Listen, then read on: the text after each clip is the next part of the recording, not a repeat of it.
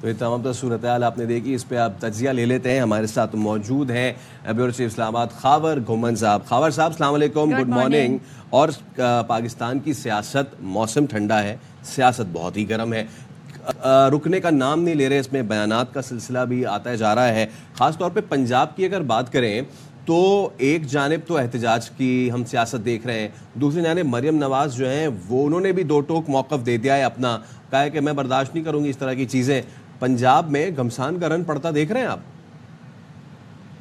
جی بالکل، اس میں کوئی دو رائے نہیں ہے، لیکن میری گزارش ہوگی کم از کم جو ہے مریم نواز شریف صاحبہ سے، وہ یہ کہ وہ اپنے جو الفاظ کا چناؤ ہے وہ میرے خیال میں کافی بہتر ہو سکتا ہے. کہ یہ اس طرح کے جو الفاظ ہیں نا، روتھلیس، جی یہ میرے خیال میں بینگ اے پولیٹیشین وہ اچھے نہیں لگتے. مطلب اگر یہی ہے کہ جی آپ نرمی نہیں برتی جائیں، اور بھی کافی زیادہ الفاظ کا ذخیرہ ان کے پاس میرے خیال میں موجود ہے. پرویز رشید صاحب ان کے ساتھ ہیں.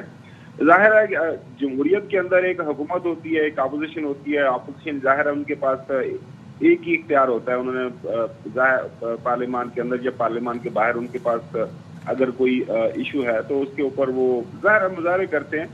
تو سیاست کے اندر یہی چیزیں چلتی ہیں، بات چیت ہوتی ہے. اگر کسی نے جلسہ جلوس کرنا ہے، اگر کسی نے کسی جگہ پہ کوئی لانگ مارچ کرنا ہے تو یہ چلتے رہتے ہیں. آپ نے دیکھا کہ جب یہ لوگ اپوزیشن میں تھے تو یہ کرتے رہتے تھے، خاص طور پر 2018 سے لے کے 2023 تک جب یہ لوگ پی ٹی آئی حکومت میں تھی.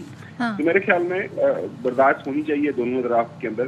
جہاں تک آپ کا سوال ہے کہ اب کیا پاکستان کی سیاست کے اندر یہی گرما گرمی چلتی رہے گی، دیکھیں آل اکراس دا بورڈ آپ دیکھیں کہ جتنے بھی سیاسی مبصرین ہیں، آپ نے دیکھا آئینی ماہرین ہیں جو پاکستان کے قوانین کے اوپر عبور رکھتے ہیں، ان سے بات کریں تو وہ یہی کہتے ہیں کہ یہ جو خواتین کی سیٹوں کا معاملہ ہے یہ بنیادی طور پر دیکھیں ملنی تو انہی کو چاہیے جن کے نام کے اوپر ووٹ ملا ہے.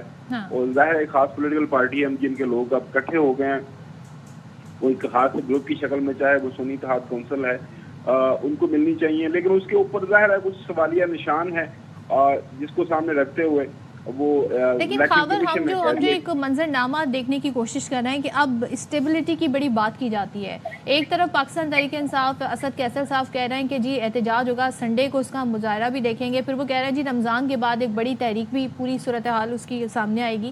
پلس ایک صوبے میں اب جو یہ معاملہ ہے آج اس کا فیصلہ شاید ہو جائے، کوئی اس حوالے سے حکم نامہ بھی آ جائے مخصوص نشستوں پر، تو باقی صوبوں میں مخصوص نشستوں پر حلف برداریاں بھی ہو رہی ہیں، یہاں پہ نہیں ہوں گی. تو یہ کیا سسٹم آپ کو بنتا دکھائی دے رہا ہے؟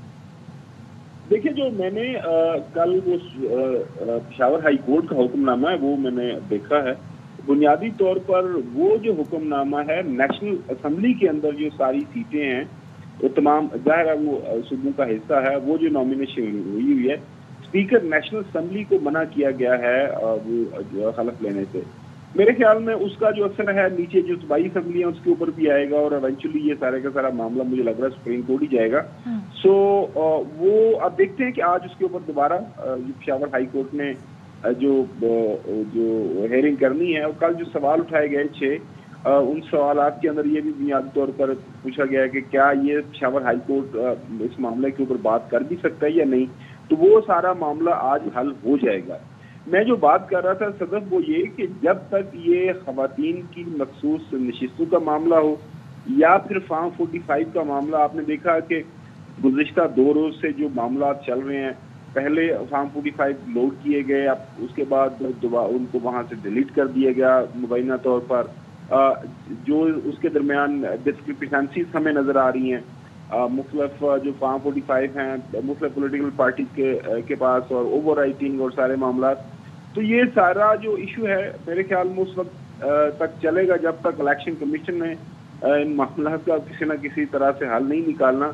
ظاہر ہے 2018 کے اندر بھی کچھ سوالیہ نشان تھے. آپ نے دیکھا کہ ایک حکومت بن گئی، لیکن جب بھی نیشنل اسمبلی کا اجلاس ہوتا، صوبائی اسمبلیوں کا اجلاس ہوتے، تو وہاں بھی یہ لڑائی جھگڑا ہوتا کہ یہ ایک سلیکٹڈ شدہ اسمبلی ہے، سلیکٹڈ حکمران ہیں.